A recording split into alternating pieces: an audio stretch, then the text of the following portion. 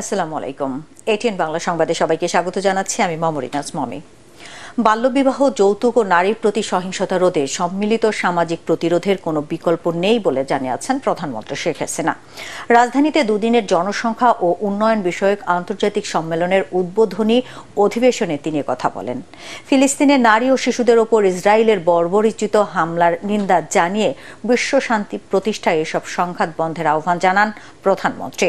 BNP Jamaat ক্ষমতায় এসে সারা দেশের কমিউনিটি ক্লিনিক বন্ধ করে দেয় উল্লেখ করে শেখ হাসিনা বলেন, এর ফলে মানুষের প্রাথমিক স্বাস্থ্য সেবা পাওয়া ব্যাহত হয়। আওয়ামী লীগ ক্ষমতায় আসার পর সবার জন্য স্বাস্থ্যনীতি প্রণয়ন করেছে বলেও জানান তিনি।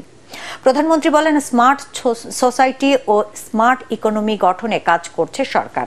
বাল্যবিবাহ ও যৌতুক প্রতিরোধে সম্মিলিত প্রতিরোধের বিকল্প নেই বলেও মনে করেন প্রধানমন্ত্রী। আশ্রয় নেওয়া মিয়ানমার থেকে জোরপূর্বক উচ্ছেদকৃত রোহিঙ্গা জনগোষ্ঠী এবং ইসরায়েলের গণহত্যা ও আগ্রাসনের ফলে নিপীড়িত ফিলিস্তিনি জনগণের কথা। বিশেষ করে বিপুল সংখ্যক নারী ও শিশু ফিলিস্তিনে আজ প্রয়োজনীয় চিকিৎসা ও স্বাস্থ্য সেবা থেকে বঞ্চিত। প্রতিনিয়ত জীবন মৃত্যুর সঙ্গে তারা লড়াই করছে। আমি আশা করি জাতিসংঘ সহ অন্যান্য আন্তর্জাতিক সংস্থা সেখানে সকলের জন্য, বিশেষ করে নারী ও শিশুর জন্য প্রয়োজনীয় স্বাস্থ্য সেবা নিশ্চিত করতে আরও কার্যকর ভূমিকা পালন করবে। আমরা যুদ্ধ চাই না, শান্তি চাই। কাজে এই সমস্ত সংঘাত বন্ধ হোক, সেটাই আমরা কামনা করি। প্রবাসী আয়ের ওপর কর আরোপ করতে আন্তর্জাতিক মুদ্রা তহবিল IMF এর পরামর্শ সরকারকে বিবেচনায় না নেওয়ার আহ্বান জানিয়েছেন বিশ্লেষকরা। তাদের আশঙ্কা, বর্তমান প্রেক্ষাপটে বিদেশি এই সংস্থার পরামর্শ মানলে দেশে রেমিটেন্স প্রবাহ কমবে এবং বাড়বে হুন্ডি।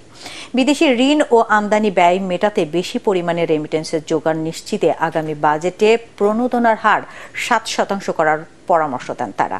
আরও জানাচ্ছেন ইমদাদুল্লাহ বাবু।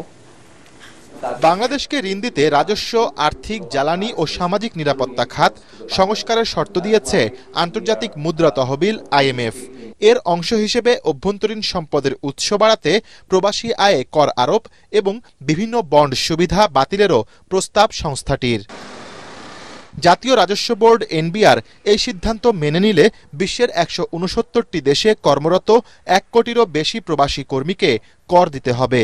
আর করের আওতায় এলে বাতিল হতে পারে বর্তমানে প্রবাসী আয়ে অর্থ বিভাগ এবং ব্যাংকের দেয়া 2.5% করে মোট 5% প্রণোদনা। এই যে ইনসেন্টিভ দেওয়া, প্রবাসী বন্ড যেটা করেছিলাম সেখানে বেশ কিছু ছাড়ের কথা বলেছিলাম, এগুলো সবই কিন্তু ছিল উদ্বুদ্ধ করার জন্য এবং তারাও যাতে সিস্টেমের ভিতরে যায়, যাতে হুন্ডি না করে। এখন এই ইনসেন্টিভ যদি বন্ধ করে দিতে বলা হয় তাহলে সরকারকে আলাদাভাবে আবার হিসেব করে দেখতে হবে, এতে আমার রেমিটেন্সের প্রভাবও কমে আসবে কিনা, ওরা দেশে টাকা পাঠাবার ব্যাপারে উৎসাহ হারিয়ে ফেলবে কিনা। প্রবাসী আয়ের উপর যদি আমরা কর আরোপ করি তাহলে বাংলাদেশে হুন্ডির মাধ্যমে যেভাবে টাকা আসে তারা আরো বেশি উৎসাহিত হয়ে যাবে। হুন্ডির মাধ্যমে অর্থ প্রেরণ করে তাহলে কিন্তু একজন কর্মী তার প্রেরিত অর্থের উপর বেশি লাভ পায়, অন্তত 4 থেকে 5 টাকা বেশি লাভ পায়।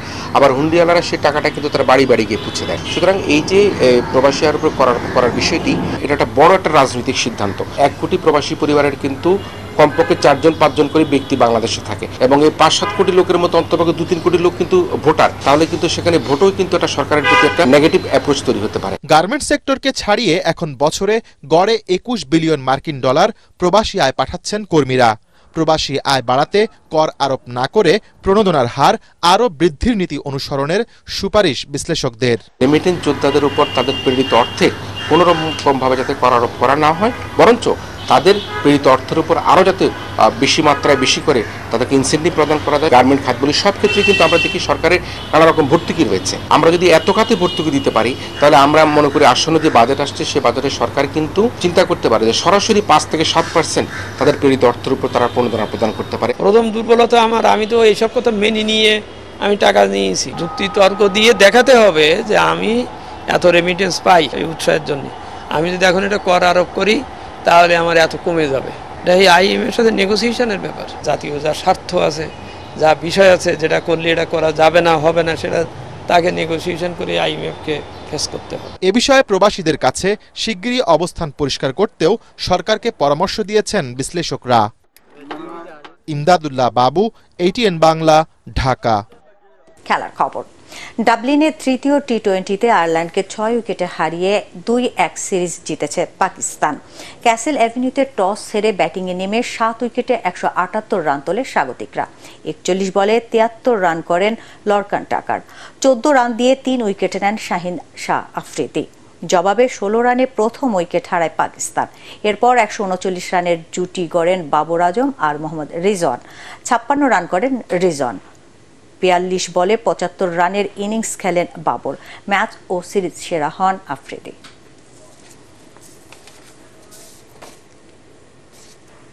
দর্শক, পরবর্তী সংবাদ দেখার আমন্ত্রণ জানিয়ে এখনকার মতো শেষ করছি। এটিএন বাংলা সংবাদ ইউটিউবে দেখতে ব্রাউজ করুন youtube/ATN Bangla News। ধন্যবাদ সবাইকে।